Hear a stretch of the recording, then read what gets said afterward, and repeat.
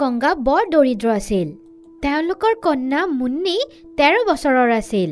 এবাৰ গংগাৰ বহুত জ্বৰ হ'ল। কেইদিনমানৰ ভিতৰতে তাই ঢুকালে। মা ঢুকুৱাৰ পিছত ঘৰৰ কাম, দেউতাৰ সেৱা সব তাই কৰিছিল। এদিনাখন মুন্নিয়ে সৰু ল'ৰা ছোৱালীক স্কুললৈ যাবলৈ দেখা পাই, দেউতা ময়ো স্কুললৈ যাম, তুমি মোৰ পঢ়া শুনা কিয় বন্ধ কৰি দিছা? মুন্নি, আমাৰ ওচৰত পইচা নাই, যেতিয়া আছিল তেতিয়া পঢ়াইছো, মোৰ ওচৰত কোনো ভাল কাম নাই, আমিতো সদায় দুখীয়া হৈ থাকিম, তো ময়ো কি কেতিয়াও পঢ়া শুনা কৰিব নোৱাৰিম? যেতিয়া তাইৰ দেউতা কাম বিচাৰিবলৈ ওলাই গ'ল, তো তাই ঘৰৰ পৰা বহুত দূৰ জংঘলৰ ফালে ওলাই গ'ল আৰু তাতে এজোপা গছৰ তলত বহি কান্দিব ধৰিল। সেই গছজোপাতে কিৰণ নামৰ এজনী পৰী বাস কৰিছিল। তাই এজনী বুঢ়ী মাইকী মানুহৰ ৰূপত আহি গ'ল আৰু তুমি এই জংঘলত কি কৰি আছা আৰু কিয় কান্দি আছা?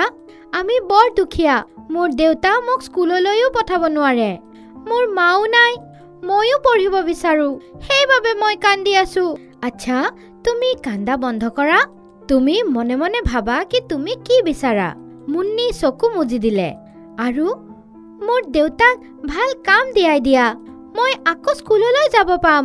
এতিয়া তুমি ঘৰত যোৱা, যেতিয়াই তোমাৰ মোৰ প্ৰয়োজন পৰিব তুমি এই গছজোপাৰ তলতে আহি এই গছজোপাৰ পৰা এটা পাত ছিঙি নিজৰ হাতৰ ওপৰত ৰাখি সেইটোক আৰু এটা হাতেদি ঢাকি দিবা আৰু মোক মাতি দিবা, মই আহি যাম। মই আপোনাক মা বুলি ক'ব পাৰো জানো? হয় হয়, নিশ্চয় ক'ব পাৰা। মুন্নি জপুৱাই জপুৱাই নিজৰ ঘৰত গুচি গ'ল। তাই দেখিলে কি তাইৰ দেউতা ৰেডি হৈ কামলৈ গৈ আছিল। দেউতা ক'লে গৈ আছে? আজিৰ পৰা মই গাঁৱৰ স্কুলত মালিৰ কাম পাই গৈছো, এতিয়া তুমিও স্কুলত যাব পাৰা। দেউতা, তুমি গম পোৱা এই সব সেই বুঢ়ী আইতাজনীয়ে কৰিছে। কোন আইতা? মুন্নি সব কথা দেউতাক ক'লে। আচ্ছা, তেনেহ'লে এয়াতো বৰ ভাল হ'ল, মই অলপমান গৈ পেলাই চাওঁ কি কাম আছে। সব গুচি গ'ল। তো মুন্নি দৌৰি জংঘলৰ ফালে গ'ল আৰু গছজোপাৰ তলত গৈ নিজৰ হাতত পাত থৈ আৰু এটা হাত দি ঢাকি, আইতা তুমি ক'ত আছা? সোনকালে আহা, মোৰ তোমাক কিবা ক'বলৈ আছে। তেতিয়াই গছজোপাৰ পৰা এজনী পৰী নামি তাইৰ ওচৰত আহি গ'ল। আপুনি কোন হয়? মইতো আইতাক মাতিছিলো, যোনে মোক মোৰ ইচ্ছা পূৰণ হোৱাৰ আশীৰ্বাদ কৰিছিল। ময়েই তেওঁ হয়, সেইজনী ময়েই আছিলো, মই তোমাক আশীৰ্বাদ দিছিলো। আপুনিতো পৰী হয় না? হয়, মই পৰী হয়, মই এই গাছজোপাতে থাকো। মইতো শুনিছিলো পৰী লগত থাকে। হয় হয়, ময়ো তাতেই থাকিছিলো, কিন্তু ৰাণী পৰী মোৰ ওপৰত খং কৰি মোক পৃথিৱীত পঠাই দিছে। কিয়? আপুনি দুষ্টামি কৰিছিল নেকি? মই সৰু থাকোতে বৰ দুষ্ট আছিলো। এদিনাখন মই পৃথিৱীৰ লগত আহিছিলো। ইয়াতে আহি পখিলা দেখা পাই আৰু সিহঁতৰ পিছে পিছে দৌৰি দৌৰি দেৰি হৈ গ'ল। মই ঢেৰ পখিলা এটা সূতাত বান্ধি নিজৰ লগত লৈ গ'লো। সেয়া দেখা পায়ে ৰাণী পৰী খং কৰিলে। তেওঁ ক'লে, তুমি পৰী হয়, তোমাক কোনো প্ৰাণীৰ ওপৰত দয়া কৰাটো প্ৰথম শিকোৱা যায় আৰু তুমি এই পখিলাবোৰক বান্ধি লৈ আহিছা। তেতিয়াৰ পৰা মই পৃথিৱীৰ লগতে আছো। এয়া কওঁতে কওঁতে কিৰণ পৰীৰ মন বেয়া হৈ গ'ল। অহ, তেনেহ'লে আপুনি ৰাণী পৰীৰ ওচৰত ক্ষমা কিয় খোজা নাই? খুজিবতো বিচাৰো, কিন্তু তাৰ বাবে মোক পৰীলোকলৈ যাব লাগিব। তুমি কালিৰ পৰা স্কুললৈ যাবা না? মই ক'ত স্কুললৈ যাওঁ? আজি দেউতা কৈ আছিল কি হ'ব পাৰে মই কালিৰ পৰা যাম।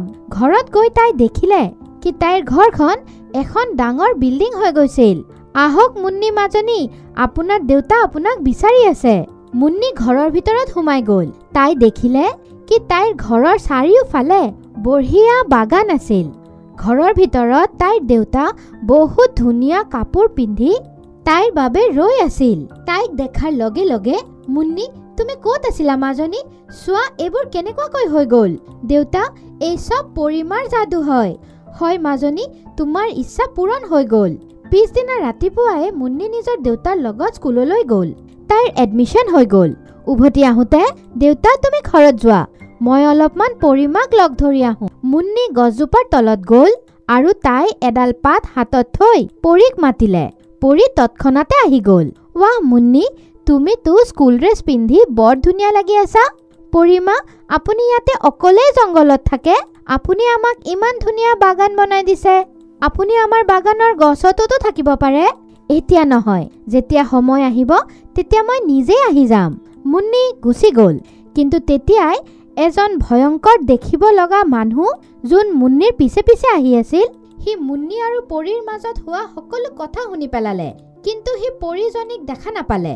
সি যাদুকৰ আছিল। যেতিয়াই মুন্নি নিজৰ ঘৰলৈ যাব ধৰিল, সি তাইৰ পিছে পিছে গ'ল। এই ছোৱালী, তুমি গছজোপাৰ তলত কাৰ লগত কথা পাতি আছিলা? প্ৰথমেতো মুন্নি ভয় খাই গ'ল। তাৰপিছত তাই সাহস কৰিলে, মইতো এডাল গছৰ লগত কথা পাতি আছিলো। আপুনি কেনেকুৱাকৈ গম পালে? এতিয়া মোৰ লগত গৈ আকৌ সেই গছজোপাৰ লগত কথা পাতা। অলপমান ময়োতো শুনো কি কোনো মানুহ কেনেকুৱাকৈ গছৰ লগত কথা পাতিব পাৰে। ঠিক আছে, আপুনি বলক মোৰ লগত। মুন্নি গছজোপাৰ তলত গ'ল আৰু পাতক হাতত থলে। তাৰপিছত, মুন্নি, তুমি এটা পাত ছিঙি লোৱা আৰু সেইটোক সেই মানুহটোৰ হাতত থৈ দিয়া। সি একোৱে দেখা নাপাব। তেতিয়ালৈকে তুমি তোমাৰ ঘৰলৈ গুচি যাবা। মুন্নিয়ে তৎক্ষণাত এটা পাত ছিঙিলে আৰু তাৰ হাতত থৈ দিলে। ছোৱালী, তুমি এয়া কি কৰিলা? মইতো একোৱে দেখা পোৱা নাই। কিন্তু মুন্নি তেতিয়ালৈকে তাৰ পৰা গুচি গৈছিল। মুন্নি যেতিয়া ঘৰত আহিলে, তাই দেউতাক চব ক'লে। যাদুকৰ বৰবৰ কৰি কৰি সেই গছজোপাৰ তলতে বহি আছিল। গধূলি হৈ গৈছিল, কিন্তু সি এতিয়াও একো দেখা পোৱা নাছিল। তেতিয়াই সেইফালদি চাইকেলত বহি এজন মানুহ গৈ আছিল। সি সেই যাদুগৰজনক তাতে বহি থকা দেখা পালেতো। আৰে ভাই, তুমি ইয়াতে কিয় বহি আছা? কাবাৰ বাবে ৰৈ আছা নেকি? নহয়, মোক এই জংঘলৰ পৰা বাহিৰত লৈ যোৱা। মই একোৱে দেখা পোৱা নাই। সেই মানুহজন তাক সহায় কৰি উঠালে আৰু তাক চাইকেলত বহাই জংঘলৰ বাহিৰত লৈ আহিল। ৰাতি যেতিয়া হ'ল, তেতিয়া হঠাতে মুন্নিয়ে ভাবিলে, ক'বাত সেই দুষ্ট মানুহজন পৰীৰ কিবা ক্ষতি যেন কৰি নিদিয়ে। দেউতা, ব'লা আমি তাতে গৈ চাওঁ কি সেই ভয়ংকৰ মানুহজন এতিয়াও আছে নে গুচি গৈছে। ইমান ৰাতি? দেউতা, পৰীমা পৃথিৱীত অকলেই শাস্তি পাই আছে। ইয়াতে তেওঁৰ নিজৰ কোনো নাই। সুমেৰ তৎক্ষণাত ৰেডি হৈ গ'ল। তেওঁ নিজৰ লগত সুৰক্ষাৰ বাবে লাঠি আৰু টৰ্চ লৈ ল'লে। যেতিয়া তেওঁ তাতে আহিলে, তো ৰাতি হৈ গৈছিল আৰু আনফালৰ পৰা তেওঁ ধুনীয়া গান শুনা পালে। তেওঁলোক এঠাইত ৰৈ গ'ল। তেওঁলোক দেখিলে কি সেই গছজোপাৰ ওচৰতে বহুত পৰী নৃত্য কৰি আছিল। তেতিয়াই এটা উৰাজাহাজ আহিল। সেই উৰাজাহাজৰ পৰা ৰাণী পৰী নামিল। তেওঁ অহাৰ লগে লগে নৃত্য আৰু গীত বন্ধ হৈ গ'ল। কিৰণ পৰী, আমাৰ ওচৰত আহা। হয় ৰাণী পৰী, আপুনি মোক ক্ষমা কৰি দিয়ক। মোৰ ইয়াতে থকাৰ ঠিকনা এজন যাদুগৰে গম পাই গৈছে। হ'ব পাৰে সি মোক বিচাৰি লয়। আজিতো সেই সৰু ছোৱালীজনীয়ে মোক বচাই লৈছে। তাৰে পিছত তাই সদায়তো মোৰ লগত থাকিব নোৱাৰে না। কিৰণ পৰী, আজিৰ এই উৎসৱ সেইবাবে পালন কৰা হয় কাৰণ আজি তোমাৰ শাস্তি শেষ হৈ গৈছে। তেতিয়ালৈকে মুন্নি দৌৰি গৈ পৰীমাক সাৱটি ধৰিলে। আপুনি মোক এৰি নাযাব। মুন্নি, নাকান্দিবা। তুমি যেতিয়া মাতিবা মই তোমাক লগ ধৰিবলৈ তোমাৰ বাগানত নিশ্চয় যাম। পৰীমায়ে মুন্নিৰ মূৰৰ ওপৰত হাত ৰাখিলে আৰু তাইক আশীৰ্বাদ কৰিলে। সব পৰী মুন্নি আৰু তাইৰ দেউতাৰ পৰা অনুমতি লৈ উৰাজাহাজত বহি আকাশত উৰি গ'ল। মুন্নিৰ চকুপানী ওলাই গ'ল। মুন্নি, পৰীমা আকৌ আহিব। আমাক আনৰ আনন্দত নিজে আনন্দ পাব লাগে না। ব'লা ঘৰত যাওঁ। এটা নতুন আশা লৈ সকলোৱে ঘৰত আহি গ'ল।